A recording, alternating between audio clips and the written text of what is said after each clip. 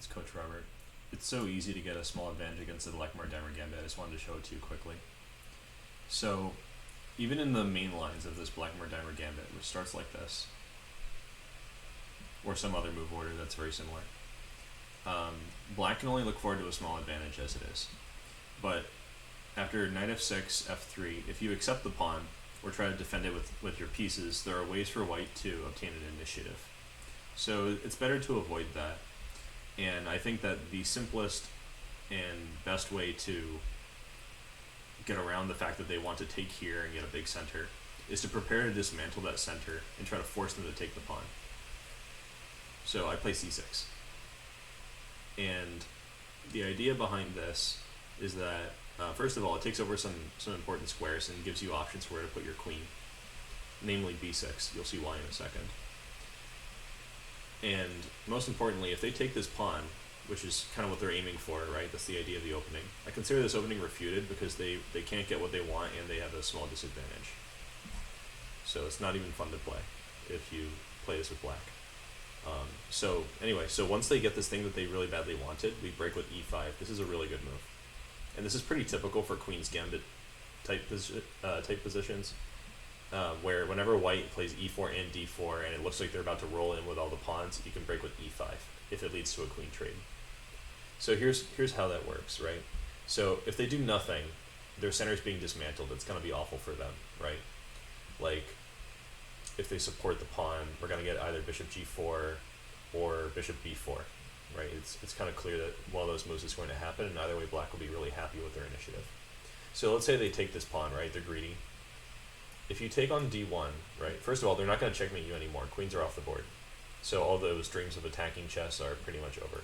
If they take with the knight, it's clear that we can take on e4, and then the pawn on e5 is going to be a liability for the rest of the game. Black is better. Even their development's better. It's kind of weird. So after king takes, we can play the move knight g4. And this has multiple ideas. This is the most powerful idea. It's easy to avoid, like they should probably play something like king e1.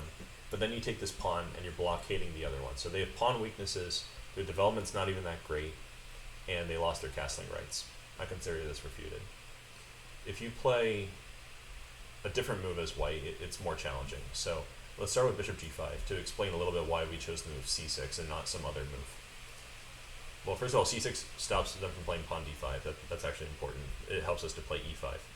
But even if they don't take on e4 and allow us to play e5, which is great for black, after bishop g5 we can play queen to b6. And this avoids problems surrounding bishop takes f6. The idea of taking this knight is to help to take the pawn on e4 again without any counterplay. But we're not going to take the bishop back. We're going to take on b2 with the idea of taking this knight. And they can't play any in-between moves like knight b5 or knight d5 because we played c6. And if they play knight takes e4 then, okay, now we can take the bishop. This is a good position. I'd probably take with the e-pawn, threatening bishop b4. Anyway, you can work out what you think is the best in this situation. It depends on your taste. So they'd probably play the move queen d2. This is a little bit more in the style of someone who plays the Blackmar-Diemer Gambit, right? They want to sacrifice pawns, they want to attack, they want to keep black off balance, and checkmate them early. But we can take the pawn on b2. It's not poison.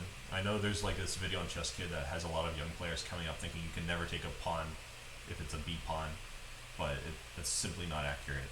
In positions like this, it's the best thing to do. Because we are keeping white from developing their pieces naturally, like by taking on b2 and menacing the knight on c3. They don't really have anything good to do except rook b1. They need to not lose the rook. And here, we have a very strong in-between move. We really want to trade the queen so that we don't have to worry about getting attacked anymore. Also, white wants to take on e4 and have a big center. We can deal with both of those problems at the same time by playing e3. If they take with the queen, we can take on c2. And I guess they're still attacking you a little bit, but it's nothing substantial. Like, our bishop's still protecting d7. We have this big queenside majority now. If they take on f6, we can always take with the g-pawn. It's not a big deal. And we just develop our pieces. They should really be concerned in this position. So bishop takes is more likely, but then after queen a3, we're just getting out of town. The reason I was talking about queen trades is that if they want to do something very sharp, they can take the queen and then win this pawn, but this is better for us. So it doesn't really help them to trade the queens. That was my point there. So that's bishop g5, which is probably one of the better lines for white to play, but people have more often played bishop c4. This line's very uncommon, c6, so people are less likely to be well prepared for it as well. So after bishop c4, I'm recommending that you play b5, getting some space. And this means we're giving up on playing queen b6 and attacking the b pawn, but that makes sense. They haven't played bishop g5, which gives us the opportunity. And now here we're just going to play e6 and play solid chess. If they play f takes e4, they're behind in development. We can go ahead and play b4 and win the e pawn. And this is better for black. I think black should be able to win reliably if they've practiced these kinds of positions before. So you can look forward to an advantage against the Blackmar-Diemer Gambit if you choose this line. But even if you don't, there are lots of other things that you can do on this move besides c6. So if you don't like this one, just look into it. There are other options for you too. Alright, thanks for watching, and I hope you guys will enjoy my other videos as well.